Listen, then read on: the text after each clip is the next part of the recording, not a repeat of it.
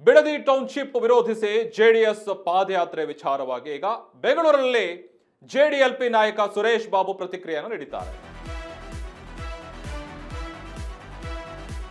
Bidadi township ವಿರೋಧಿಸಿ JDS ಪಾದಯಾತ್ರೆಯನ್ನ ಹಮ್ಮಿಕೊಂಡಿತು.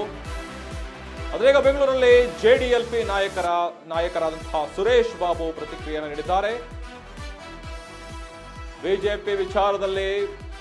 Bidadi ವಿಚಾರದಲ್ಲಿ BJP ಹೋರಾಟ ಮಾಡುತ್ತಿದ್ದಾರೆ. ಸಮಸ್ಯೆ ಬಗೆಹರಿಯುವವರೆಗೂ ಹೋರಾಟ ನಿರಂತರವಾಗಿ ನಡೆಯುತ್ತದೆ. ಶನಿವಾರ ಎಚ್.ಡಿ. ಕುಮಾರಸ್ವಾಮಿ ನೇತೃತ್ವದಲ್ಲಿ ಜೆಡಿಎಲ್ಪಿ ಸಭೆ ಇರೋದ್ರಿಂದಾಗಿ ಈಗ ಪಾದಯಾತ್ರೆಗೆ ಸರ್ಕಾರದಿಂದ ಅನುಮತಿ ಕೇಳಿದ್ದೇವೆ.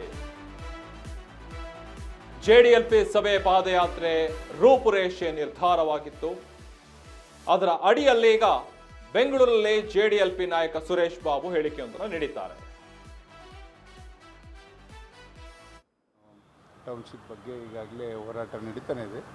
ಇದು ಅಂತ್ಯ ಆಗೋವರೆಗೂ ಕೂಡ ಒಬ್ಬರಲ್ಲ ಒಬ್ಬರ ರೀತಿಯಲ್ಲಿ ಜನಗಳ ಪರವಾಗಿ, ಅಲ್ಲಿಯ ರೈತರ ಪರವಾಗಿ ನಾವು ಹೋರಾಟ ಇದ್ದೇ ಇರ್ತದೆ. ನಿಮ್ಮ ಪಾದಯಾತ್ರೆಗೆ ಬಿಜೆಪಿಯವರನ್ನ ಸೇರ್ಕೊಳ್ತಾರ? ಬರ್ಬೋದು. ಅದನ್ನು ಏನು ಸನ್ಮಾನ್ಯ ನಮ್ಮ ವರಿಷ್ಠ, ಎರಡು ಪಕ್ಷದ ವರಿಷ್ಠ ಏನು ತೀರ್ಮಾನ ಮಾಡ್ತಾರೆ ಆ ಥರ ಆಗ್ತದೆ. ಅದರಲ್ಲೇನು ಯೋಚನೆ ಮಾಡ್ತಾರೆ. ಶುಕ್ರವಾರ ಬಿಜೆಪಿಯ ಶಾಸಕಾಂಗ ಪಕ್ಷದ ಪ್ರಮುಖರ ಸಭೆ ಇದೆ, ಅದಕ್ಕೆ ತಾವು ಭಾಗಿಯಾಗ್ತಿದ್ದೀರಾ? ಒಂದು. ಎರಡನೇದು, ಶನಿವಾರ ಸಮನ್ವಯ ಸಮಿತಿ ಸಭೆ ನಿಗದಿಯಾಗಿದೆ. ಶನಿವಾರ ನಮ್ಮದು ಮೈಸೂರಲ್ಲಿ ಜೆಡಿಎಲ್ಪಿ ಸಭೆ ಸನ್ಮಾನ್ಯ ಕುಮಾರಸ್ವಾಮಿ ಅವರ ನೇತೃತ್ವದಲ್ಲಿ ಶನಿವಾರ 4 ಗಂಟೆಗೆ ಮೈಸೂರಲ್ಲಿ ನಾವು ಇಟ್ಕೊಂಡಿದ್ದೇವೆ.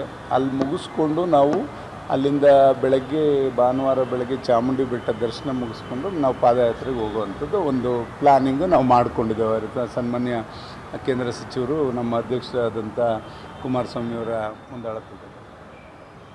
ಇದನ್ನು ಹೊರತುಪಡಿಸಿ ಈಗ ಪಾದಯಾತ್ರೆಗೆ ಅನುಮತಿ ಈ ರೀತಿಯಾಗಿ